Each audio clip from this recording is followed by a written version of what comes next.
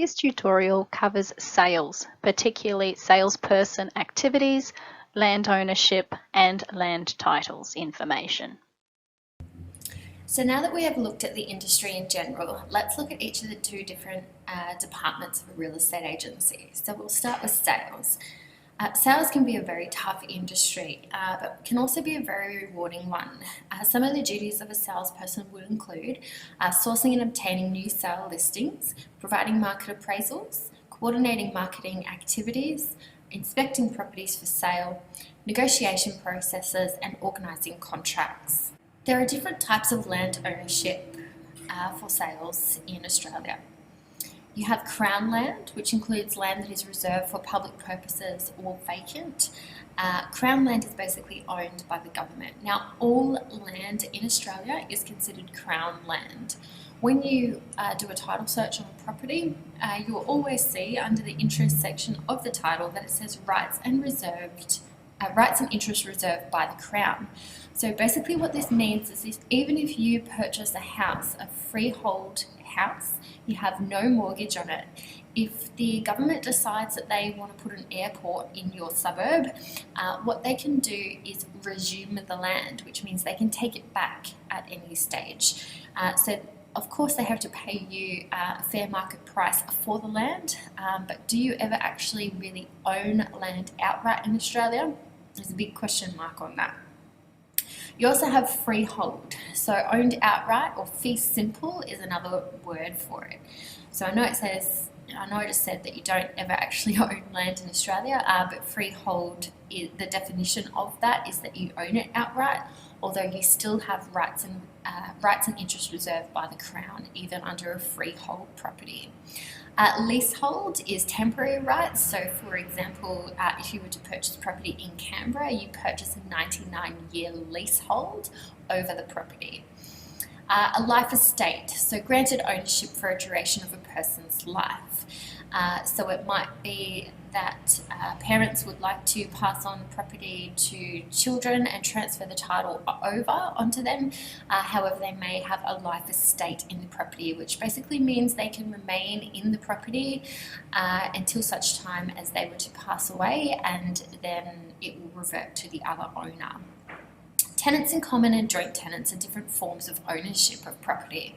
So if you were to purchase a property as joint tenants, you own the interest together, so equal undivided shares. This is more common with husband and wife who are purchasing property together. So they have a 50-50 share. If one person was to pass away, then the ownership rights will automatically go to the other person without anything else needing to occur. However, if you were to purchase tenants in common, this might be a more common scenario if family members are purchasing property together or friends are purchasing property together. It doesn't need to be equal shares. So owners of one property which is split into shares, they can sell their own share or will it to another person upon their death. So I might own 60% and somebody else might own 40%. If I choose that I want to get out of my 60% share, I could leave that share to my children, or I could sell it to somebody else. So this is where you might see part sales that come up in your search results when you're looking at doing appraisals on sale properties. Normally in a tenants in common situation, there may be a separate agreement in which the two owners will have an agreement that says if one person wants to get out, they'll give first purchasing rights to the other owner. And the last one here on the list is foreign ownership. So should notify the government and get prior approval to acquiring interest in certain types of real estate. So buying, agreeing to enter into a lease, or financing or profit sharing arrangements. It's really important that if you are dealing with somebody from overseas who's wanting to purchase property, that they have the proper approvals to be able to purchase in Australia. So they'll need to apply to the Foreign Investment Review Board to get those proper approvals. Now, you shouldn't be entering into conversations with them about their eligibility requirements because there can be a range of factors that may change this. So it's best to refer them on to the correct authority, as you would with anything with people wanting financial advice or insurance advice. You refer them to the appropriate authorities to get the accurate and correct information. It's important when going to an appraisal that a title search is conducted prior to inspecting the property.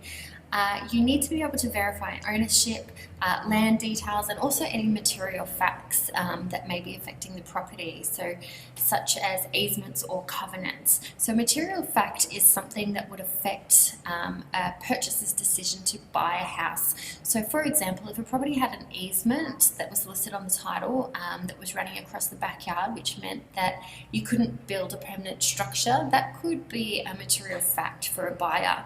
If a buyer is looking at purchasing a house and they want to put a pool in future and they can't do that, then that's obviously going to affect their decision to purchase the house. So you need to find out these things prior to going out to do an appraisal.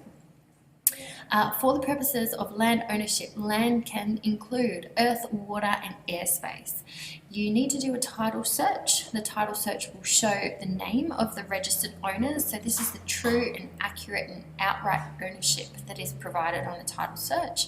The real property description, which is a lot, survey plan and number, and any other current information about the lot, so caveats, easements, rights of way, covenants and mortgages. So let's have a look at an example of a title search now. Okay, so you have the land, lot 21 and deposited plan numbers. This is obviously a fake title search, but they'll look very similar to this. Local government area and the parish. You have the name of the owners here and how they have purchased, so joint tenants, so that would be 50-50 shares, undivided. And you also have an easement here, which is a right of way, and a mortgage, of course, will be noted on a title as well, because it's a form of restriction, which means that the mortgage would need to be paid out prior to this title being transferred to another buyer. So an encumbrance is basically a form of restriction.